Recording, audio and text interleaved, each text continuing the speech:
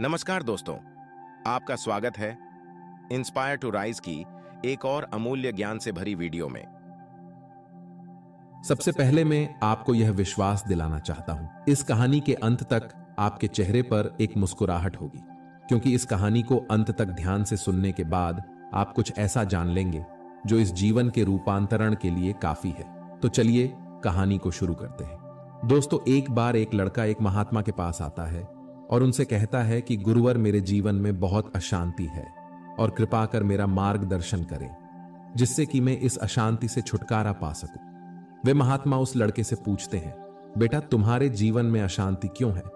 फिर वह लड़का उत्तर देता है, अत्यधिक विचारों के कारण मेरे भीतर बहुत सारे विचार चलते रहते हैं, जिसके कारण मेरा मन अशांत रहता है।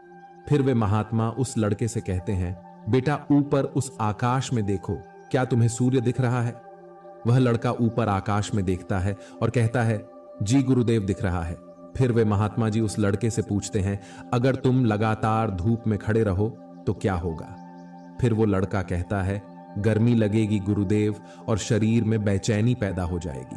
फिर वे महात्मा जी उस लड़के से पूछते हैं कि बेटा, अगर धूप में खड़े रहने से तुम्हें गर्मी लगती है तो इसमें दोष किसका है, सूर्य का, गर्मी का या तुम्हारा? फिर वो लड़का थोड़ी देर सोचता है और कहता है, कृपा कर आप ही बताइए गुरुदेव। फिर वे महात्मा जी मुस्कुराते हैं और उस लड़के से कहते हैं कि सूर्य का काम है गर्मी देना और गर्मी का काम है गर्मी लगवाना, इसीलिए दोष तुम्हारा है। तुम धूप में जाकर खड़े हुए हो, तुम चाहो तो तुम छाया में जाकर बैठ सकते हो। ठीक उसी प्रकार हमारे मन का स्वभाव है विचारों और भावनाओं की खिचड़ी पकाना, और विचारों और भावनाओं का काम है तुम्हें दिशा दिखाना। अब उस दिशा में तुम्हें चलना है या नहीं, यह सिर्फ तुम्हारे हाथ में है। देखो, ध्यान से समझो कि विचार और भावनाएं समस्या नहीं है, बल्कि तुम्हारा उनसे जुड़े रहना समस्या है। सोचो कि तुम धूप में खड़े हो और तुम चाह रहे हो कि तुम्हें गर्मी ना लगे। क्या यह संभव है? अगर तुम्हें गर्मी से बचना है तो तुम्हें अपनी जगह बदलकर धूप से छाया में जाना है। ठीक उसी प्रकार मनुष्य के अशांति के 4 आयाम हैं, तन, मन, दिल, बुद्धत्व। दोस्तों, बुद्धत्व यानी कि बुद्धि के परे की स्थिति है, उसे बुद्धत्व कहा जाता है। दूसरे और तीसरे आयामों में हमेशा उथल पुथल रहती है, यानी मन में विचार चलते रहते हैं और दिल में भावनाएं होती हैं, और ये दोनों ही आयाम बहुत ही शक्तिशाली है। विचार क्षणिक होते हैं और भावनाएं देर तक टिकती है। इसे तुम ऐसे समझो जैसे कि कल तुम जिसे खोने से डरते थे, आज वो तुम्हारे पास नहीं है और आज तुम्हें उसकी कमी महसूस नहीं होती है। कुछ समय तक हुई थी, लेकिन अब नहीं हो रही है, क्योंकि भावनाओं को अलग होने में थोड़ा समय लगता है। विचार तुरंत बदल जाते हैं, जैसे अभी तुम कुछ और सोच रहे थे और थोड़ी देर बाद कुछ और सोचने लग जाओगे। इन भावनाओं के कारण ही तुम्हें किसी से प्रेम हो जाता है और फिर वही प्रेम नफरत में बदल जाता है, मित्र ही शत्रु बन जाता है। उसके बाद वह लड़का उस महात्मा जी से कहता है, गुरुदेव फिर इसका उपाय क्या है? फिर वे महात्मा जी उस लड़के से कहते हैं, बेटा उपाय यह है कि तन के आयाम पर काम करना, और यह सबसे आसान तरीका है। शरीर के स्तर पर हमारी कर्मेंद्रियां है और ज्ञानेंद्रियां है। हमारी कर्मेंद्रियां कर्म से जुड़ी हुई है और हमारी ज्ञानेंद्रियां ध्यान से जुड़ी हुई है। इनके प्रति हम अपनी संवेदनशीलता को बढ़ा सकते हैं, और इसका मतलब यह है कि हम जो भी कार्य करें उसे आनंद के साथ कर सकते हैं। जैसे अगर आप पानी पी रहे हो तो पूरी तरह से पानी ही पियो, यानी पानी पीने में अपना 100% कर दो। फिर लड़के ने कहा, ऐसा करने से क्या होगा गुरुदेव? ऐसा करने से तुम मन और दिल के आयाम से हटकर शरीर के आयाम पर आ जाओगे, और यह बिल्कुल ऐसा है जैसे कि तुम धूप से हटकर छाव में आ गए। मन और हृदय के आयाम पर अपना काम चल रहा है, लेकिन तुम्हारी जागरूकता तन पर आ गई है। जैसे कि सुबह उठो तो सूरज की किरणों को महसूस करो और हवा को महसूस करो। आंखें बंद करके पक्षियों की आवाजें सुनो।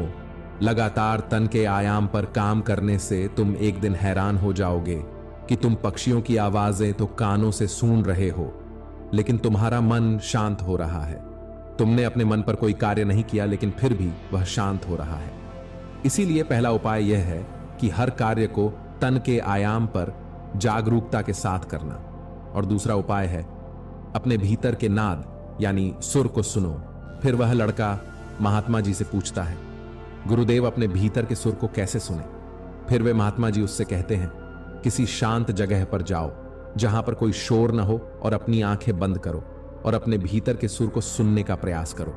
हैरानी की बात यह है कि वह सुर कभी भी बंद नहीं होता है और वह हमेशा चलता ही रहता है। फिर वह लड़का पूछता है, तो फिर उस सुर को मैं अभी और इसी वक्त क्यों नहीं सुन सकता हूं?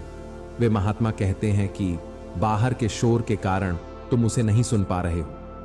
अगर तुम अपने भीतर के सुर को अभी सुनना चाहते हो तो तुम्हें अपने दोनों हाथों से अपने कानों को बंद कर दो और सुनो। तुम देखोगे कि यह सुर बिना किसी यंत्र के बज रहा है और जब तुम इसे सुनोगे तो तुम अपने हृदय और मन से दूर हो जाओगे और तुम्हारा मन शांत होने लगेगा। एक बात हमेशा याद रखना कि मन सबसे ज्यादा सक्रिय तभी होता है जब इसे तुम्हारे द्वारा ऊर्जा मिलती है। अगर तुम अपनी ऊर्जा को अपने तन को और अपने भीतर के सुर को सुनने पर लगाओगे तो तुम्हारा मन कैसे सक्रिय होगा? पर समस्या क्या है पता है तुम्हें?